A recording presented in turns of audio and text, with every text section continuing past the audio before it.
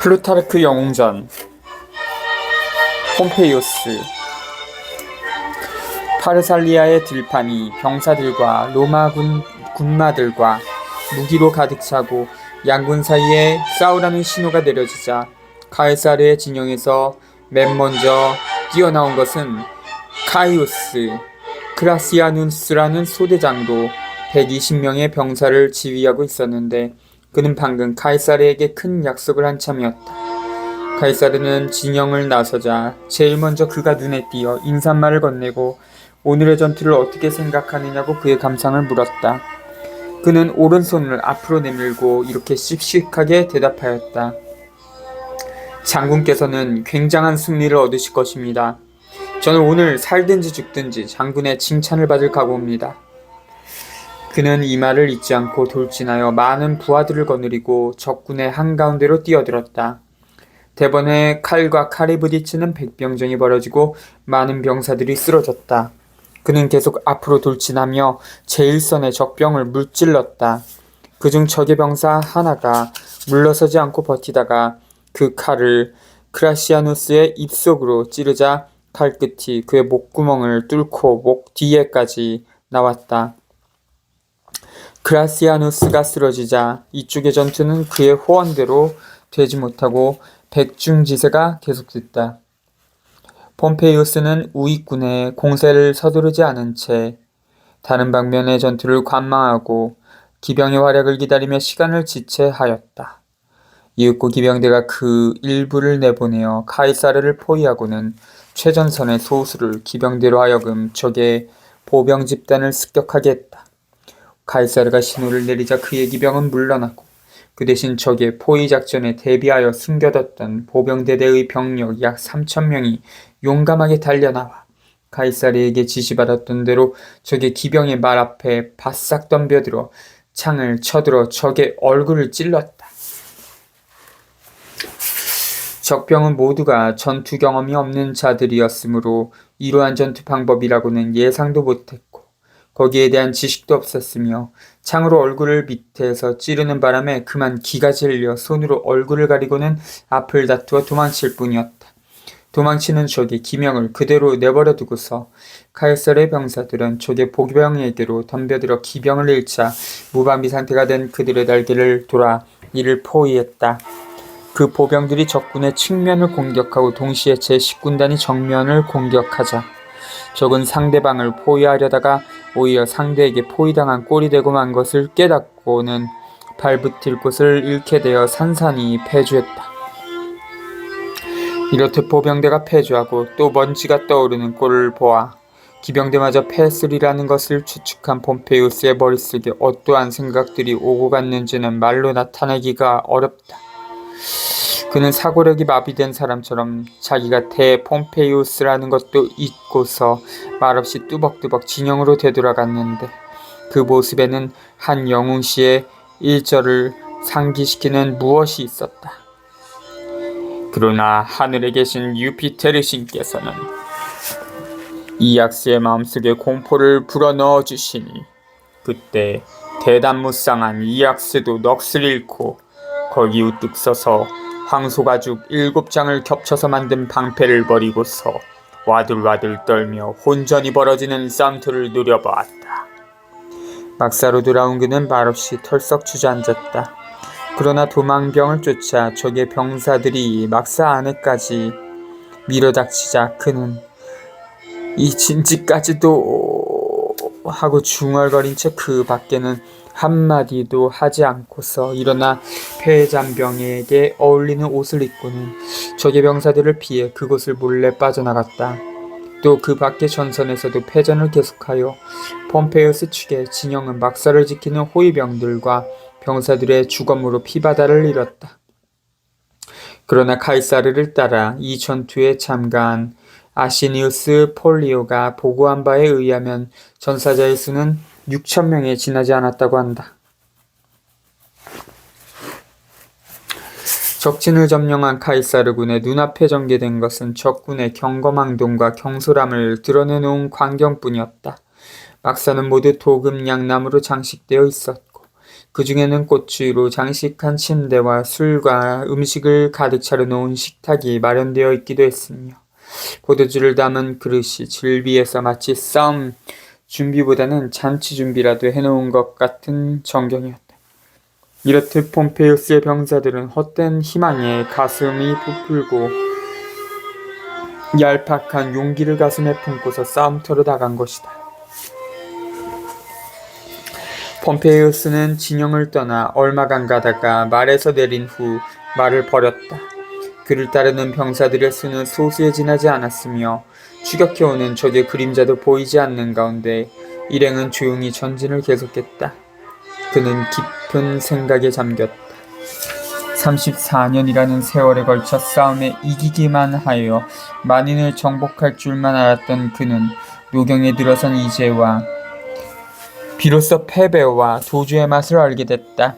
많은 싸움에 의해 드높아만 가던 명성과 세력이 일거에 사라지고 예전에는 그토록 많은 보병과 기병과 함대의 보호를 받던 몸이 이제는 아주 보잘것없는 존재가 되어 적의 추격을 피해 쫓기는 몸이 된 것이다. 폼페이우스는 라리사를 지나 템페의 계곡에 도착한 후 갈증을 참을 수가 없어 강에 엎드려 계곡을 흐르는 물에 입을 갖다 대고 마신 후 템페의 계곡을 내려와 해안으로 나왔다. 거기서 어느 어부의 오두막집에서 밤을 지낸 다음 이른 아침에 강을 오르내리는 배에 몸을 실었다. 따라온 부하들 중 자유인을 함께 배에 태우고 노예들은 마음 놓고 카이사르에게로 가서 항복하라고 명령했다. 육지를 따라 조그마한 배를 저어 가던 중 그는 커다란 화물선이 마침 출범하려는 것을 봤는데 그 배의 선주는 로마인으로서 폼페이우스와는 친히 잘 아는 사이는 아니었지만 얼굴만은 기억하고 있는 사람이었다. 이름이 페티키우스인 이 사람은 공교롭게도 전날 밤 폼페이우스를 꿈에서 봤다. 그러나 꿈에 보인 폼페이우스는 그가 늘 보아온 폼페이우스가 아니라 영락하여 초라한 꼴로 변한 폼페이우스였다. 그렇게 초라한 폼페이우스가 그를 부르는 꿈이었던 것이다. 한가한 사람들이란 이런 종류의 이야기를 좋아하는 법이었어. 페티키우스가 이 꿈 이야기를 배에 타고 있는 사람들에게 하고 있는데 그때 갑자기 선원 하나가 굴뚝에서 강을 오르내리는 배가 한척 바다로 나와 계속 옷을 흔들며 이쪽으로 손을 내뻗고 있는 모습이 보인다고 보고했다. 페티키우스가 살펴보니 지난밤 꿈에 보인 그대로의 모습인 폼페이우스가 보였다. 놀랐지만 서둘러서 선원에 명령하여 보트를 배전에 내리라고 명령하고는 오른손을 들어 폼페이우스를 환영했다. 그의 외모만 봐도 벌써 그의 비운을 알 수 있었기 때문에 그는 폼페이우스의 부탁을 받기도 전에 아니 한마디 기다릴 것도 없이 자진하여 폼페이우스가 원하는 사람들 렌툴루스 형제와 파보니우스를 배에 태우고서 먼 바다로 나왔다. 얼마 후 육지에서 열심히 배를 저어 오는 데이오타루스 왕도 마찬가지로 배에 태웠다. 이윽고 저녁 식사 때가 되자 선주는 배에 있는 음식으로 정성껏 식사 준비를 했다. 폼페이우스는 노예가 없었기 때문에 자기 손으로 손수 신을 벗으려 하였는데 파보니우스가 이것을 보고 달려들어 신을 벗겨준 다음 몸에 향유를 바르는 것도 도와줬다. 그는 그 후에도 폼페이우스를 섬기며 마치 노예가 정성껏 주인을 섬기듯 발을 씻겨주고 식사 준비도 해줬기 때문에 이 고상한 마음씨를 본 사람은 그의 순진하고도 가식이 없는 태도를 다음과 같이 칭찬할 만하였다. 아, 정성껏 하는 일은 모두가 다 아름답구나. 에우리피데스. 이렇게 배를 타고 해안을 따라 항행하던 폼페이우스는 암피폴리스에 도착한 후 여기서 다시 레스보스 섬의 미틸레네로 건너가서 아내 코르넬리아와 그의 아들을 태울 생각이었다. 레스보스 섬에 도착하자 폼페이우스는 미틸레네로 사자를 보냈다. 그러나 사자가 전하는 내용을 받은 코르넬리아는 자신이 기대하고 있던 것과는 너무도 동떨어진 내용의 것이었다. 그녀는 그때까지 사자의 편지에 의하여 반가운 소식만 듣고 있었으므로 디라키움의 싸움에서 벌써 승패가 결정되어 폼페이우스에게 남은 임무는 오직 카이사르를 쫓는 일뿐이라는 희망을 품고 있었던 것이다. 그러나 그녀에게 온 사자는 채 인사말도 못하고 커다란 불행을 전하려는 그 목소리도 박혀 그저 눈물만 글썽거리며 단지 한 척에, 그것도 남의 소유인 초라한 배에서 기다리고 있는 폼페이우스 장군을 만나러 가면 어떻겠느냐고 권하며 어서 가서 뵙도록 하라고 하였다. 이 말을 듣자 그녀는 땅에 쓰러져 오랫동안 의식을 잃고 말도 못하다가 겨우 정신을 차리고서 단식의 눈물을 흘리고 있을 때가 아님을 깨닫고는 시내로 달려 바닷가로 갔다. 그녀를 맞으러 나간 폼페이우스가 쓰러지려는 아내를 두 팔로 안자 그녀는 말하였다. 용서하세요. 모든 것은 당신의 운명의 탓이 아니라 제 운명의 탓이에요. 저와 결혼하시기 전에는 당신은 500척이나 되는 군함을 이끌고 이 바다를 누비셨는데 이제는 단 한 척의 조그만 배에 몸을 맡기고 계시군요. 어쩌자고 저 같은 것을 만나러 오셨어요. 당신을 이러한 불행 속에 끌어넣은 저를 어찌하여 천벌을 받게 내버려 두지 않으셨어요. 저의 전 남편인 푸블리우스가 파르티아에서 전사하였다는 소식을 듣기 전에 만일 제가 죽어 있었다면 얼마나 저는 행복한 여자였겠어요. 그분을 잃은 후에 자살이라도 하였다면 얼마나 현명한 여자라는 말을 들었겠어요. 자살을 해보기도 했지만 다시 살아나서 pom페이우스에게 화근의 씨가 됐군요. 코르넬리아가 이와 같이 말하며 흐느끼자 폼페이우스는 다음과 같이 대답하였다. 코르넬리아, 당신은 지금까지 보른을 모르고 살아온 몸이요. 더구나 내가 남과 다르게 오랫동안 행운만 누리고 살아왔기 때문에 당신은 착각을 일으킨 것이오. 그러나 인간으로서 삶을 이어받은 이상은 이와 같은 역경도 참아 나가야만 하는 거요. 그리고 다시 한번 운명에 도전해보는 거요. 저 행복에서 이 불행 속으로 빠진 자는 이 불행에서 다시 저 행복으로 되돌아갈 것을 바라도 좋지 않겠소. 그녀는 시내에서 노예들을 불러 보물을 실어왔다. 시민들은 폼페이우스에게 인사를 보내며 자기들의 씨를 다시 찾아와 달라고 간청하였으나 그는 이를 받아들이지 않고서 카이사르는 도량이 넓고 온유한 인물이니 승리자가 된 그를 안심하고 따르라고 시민들을 설득했다. 철학자 그라티푸스가 그를 만나러 시내에서 나오자 폼페이우스는 그를 만나보고서 신의 섭리에 대하여 다소 원한을 품은 듯한 말을 하고 또 현재 자기의 비참한 모습과 회의적인 심정을 토로했다. 그라티푸스는 괜히 반론을 펴서 그에게 고통을 줄까봐 염려되어 그의 말을 시인하면서 동시에 그가 희망을 갖도록 도와줬다. 폼페이우스가 신의 섭리에 대하여 회의적인 말을 하였을 때 그라티푸스는 나라의 정세가 혼란해 극을 달리고 있는 현재에 있어서는 독재 정치야말로 국가가 가장 필요로 하는 것이라는 사실을 분명히 말했다. 또 그는 폼페이우스에게 다음과 같이 물었다. 만일 장군께서 카이사르를 이겼다면 장군께서 카이사르보다 더 바르게 권력을 행사하리라는 것을 우리들은 무엇에 의하여, 무엇을 증거로 하여 믿을 수 있겠습니까? 이러한 일은 오직 모두 다 신의 뜻에 맡기시는 것이 상책일 것입니다. 라며 그의 마음을 달려줬다. 이리하여 폼페이우스는 아내와 친구들과 신복의 부하들을 거느리고 항해를 계속했다. 물과 식량을 구해야 할 필요가 생겼을 경우 이외에는 어느 항구에도 머물지 않았다. 팜필리아의 아탈리아시에 도착하자 킬리키아에서 온 몇 척의 군선이 그를 기다리고 있었고 또 병사들이 모여들었으며 이 밖에 그를 둘러싸온 의원의 수도 60명에 이르렀다. 그는 해군이 건재하고 가토가 많은 병사들을 이끌고 아프리카로 갔다는 말을 듣자 직군에게 자기의 실책을 한탄하며 절대적으로 우세한 해군 병력을 활용하지 않고 보병만으로 싸운 것과 육상의 전투에 지고서도 그 즉시로 해상으로부터 대군을 투입할 수 있도록 함대를 대기시켜 놓지 않은 것을 후회했다. 사실 그 전투를 해군과 이렇듯 멀리 떨어진 곳에서 감행하였다는 것이 폼페이우스가 저지른 실책 중 가장 큰 것이었으며 또 가이사르의 용병의 못작도 바로 이 점에 있었다.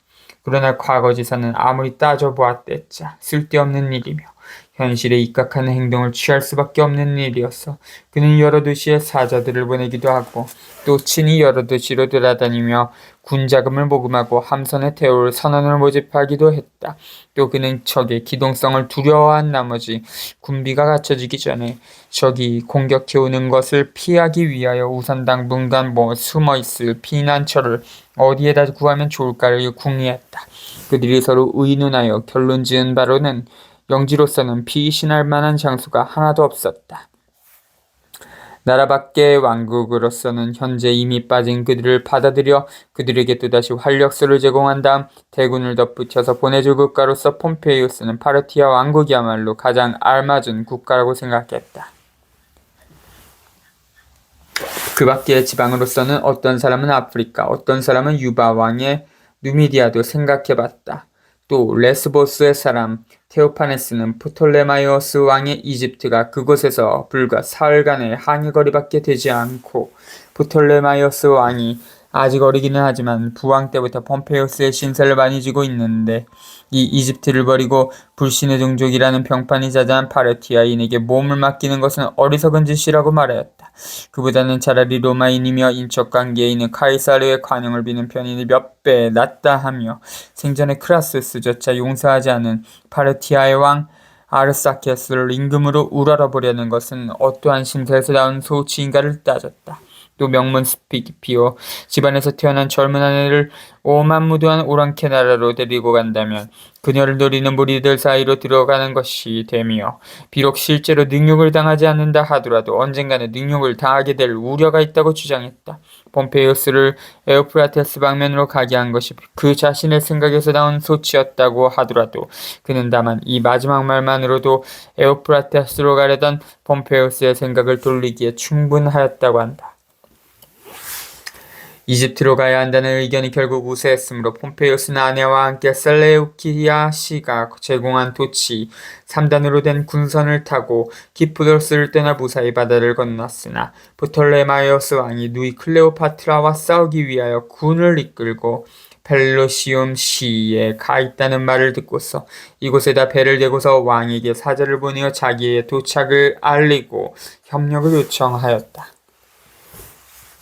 프톨레마이오스 왕은 아주 어렸기 때문에 재반 정무를 관장하고 있던 포티누스가 중신 회의를 소집하여 각자로 하여금 의견을 개진케 하였다. 한난 4시에 지나지 않는 포티우스와 변론술 교사인 키오스인 테오도투스 그리고 이집트인인 아킬라스 따위가 서로 의논하며 대폼페이우스의 운명을 결정한다는 것은 실로 통탄할 만한 일이었다. 이러한 회의에 참가하고 있는 그들은 많은 내시들과 식사회를 맡고 있는 자들이었다. 카이사르에게 보호를 청하기를 수치로 생각한 사람이 이러한 자들의 판결의 결과를 육지에서 떨어진 바다 한가운데에 닻을 내린 채 태양의 파도에 흔들리며 기다리고 있었다.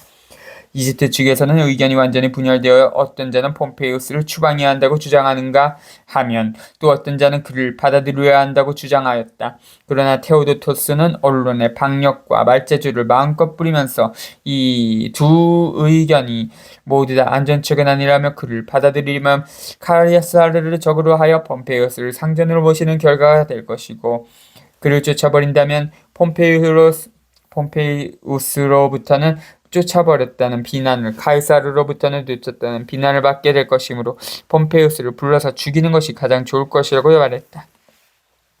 이렇게 하면 카이사르에게는 은혜를 베풀게 되고 폼페이우스는 겁낼 필요가 없어지게 되기 때문이라는 주장이었다.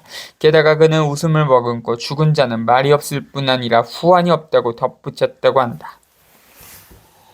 이렇게 결정되자 그들은 그 실행을 아킬라스에게 위임하였다. 아킬라스는 한테 폼페이우스 밑에서 백부장 노릇을 한 적이 있는 세프티미우스라는 자와 또 다른 백부장 살비우스라는 자 그리고 서너 명의 종병을 거느리고 폼페이우스가 있는 배 쪽으로 저어갔다.